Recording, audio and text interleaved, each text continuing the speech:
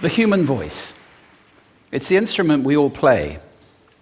It's the most powerful sound in the world, probably. It's the only one that can start a war or say, I love you. And yet many people have the experience that when they speak, people don't listen to them. Why is that? How can we speak powerfully to make change in the world? What I'd like to suggest, there are a number of habits that we need to move away from. I've assembled for your pleasure here 7 deadly sins of speaking. I'm not pretending this is an exhaustive list, but these 7, I think, are pretty large. Habits that we can all fall into. First, gossip. Speaking ill of somebody who's not present. Not a nice habit, and we know perfectly well the person gossiping 5 minutes later will be gossiping about us. Second, judging. We know people who are like this in conversation, and it's very hard to listen to somebody if you know that you're being judged and found wanting at the same time. Third, negativity. You can fall into this. My mother, in the last years of her life, became very, very negative, and it's hard to listen. I remember one day I said to her, it's October the 1st today, and she said, I know, isn't it dreadful? It's hard to listen when somebody's that negative. And another form of negativity, complaining. Well, this is the national art of the UK. It's our national sport. We complain about the weather, about sport, about politics, about everything. But actually, complaining is viral misery. It's not spreading sunshine and lightness in the world. Excuses. We've all met this guy. Maybe we've all been this guy. Some people have a blame thrower. They just pass it on to everybody else and don't take responsibility for their actions. And again, hard to listen to somebody who's being like that. Penultimate, the 6th of the 7, embroidery, exaggeration. It demeans our language, actually, sometimes. For example, if I see something that really is awesome, what do I call it? And then, of course, this exaggeration becomes lying, out and out lying, and we don't want to listen to people we know are lying to us. And finally, dogmatism. The confusion of facts with opinions. When those two things get conflated, you're listening into the wind. You know, somebody is bombarding you with their opinions as if they were true. It's difficult to listen to that.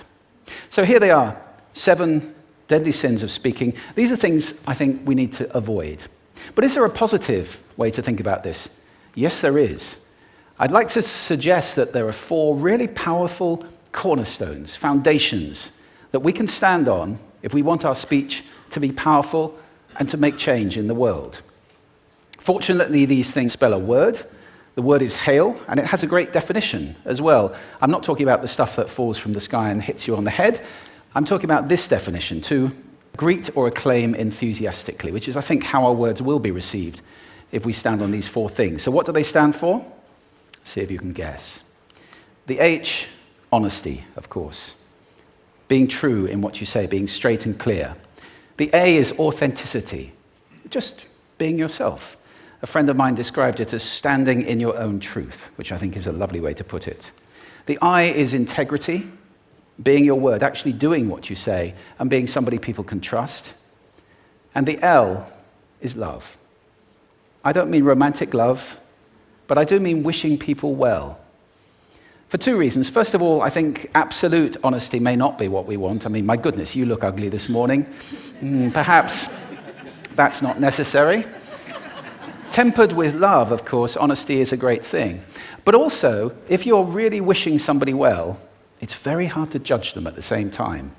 I'm not even sure you can do those 2 things simultaneously. So hail. Also, now that's what you say, and it's like the old song, it is what you say, it's also the way that you say it.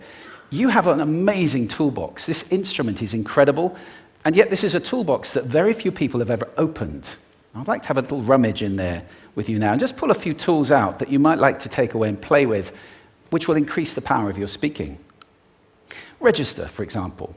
Now, falsetto register may not be very useful most of the time, but there's a register in between. I'm not going to get very technical about this for any of you who are voice coaches. You can locate your voice, however. So if I talk up here in my nose, you can hear the difference. If I go down here in my throat, which is where most of us speak from most of the time, but if you want weight, you need to go down here to the chest. You hear the difference? We vote for politicians with lower voices. It's true, because we associate depth with power and with authority. That's register. And we have timbre. It's the way your voice feels. Again, the research shows that we prefer voices which are rich, smooth, warm, like hot chocolate. Well, if that's not you, that's not the end of the world, because you can train. Go get a voice coach. And there are amazing things you can do with breathing, with posture, and with exercises to improve the timbre of your voice. Then prosody. I love prosody. This is the sing-song, the meta-language that we use in order to impart meaning. It's route one for meaning in conversation. People who speak all on one note are really quite hard to listen to if they don't have any prosody at all. That's where the word monotonic comes from, or monotonous, monotone. Also, we have repetitive prosody now coming in, where every sentence ends as if it were a question, when it's actually not a question, it's a statement.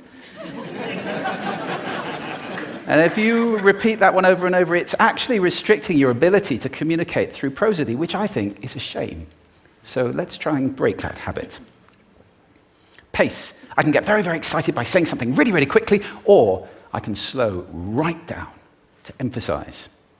And at the end of that, of course, is our old friend, silence.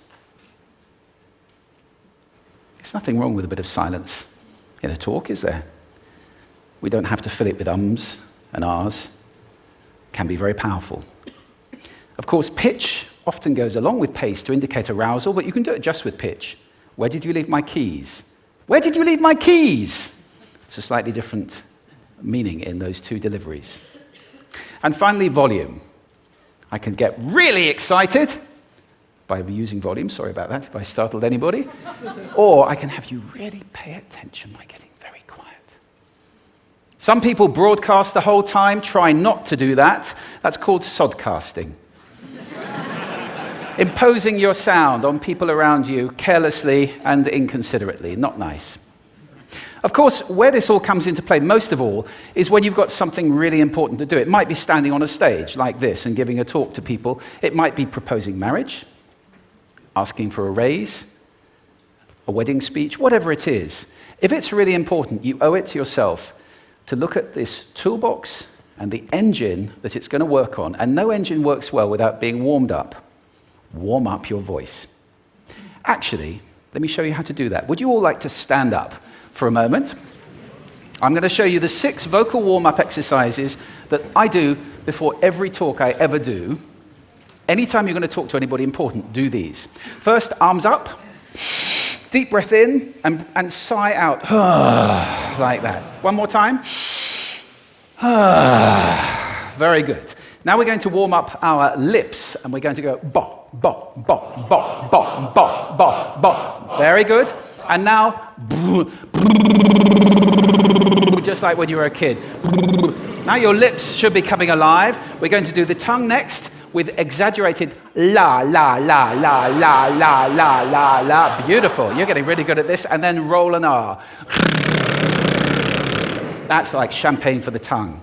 Finally, and if I can only do one, the pros call this the siren. It's really good. It starts with we and goes to or. The we is high, the or is low. So you go wee, oh, wee.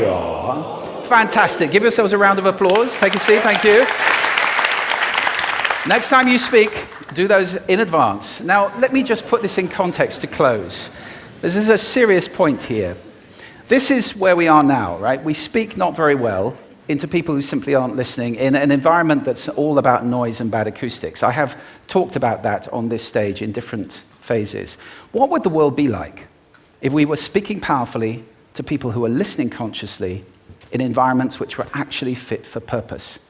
Or to make that a bit larger, what would the world be like if we were creating sound consciously and consuming sound consciously and designing all our environments consciously for sound? That would be a world that does sound beautiful, and one where understanding would be the norm. And that is an idea worth spreading. Thank you. Thank you.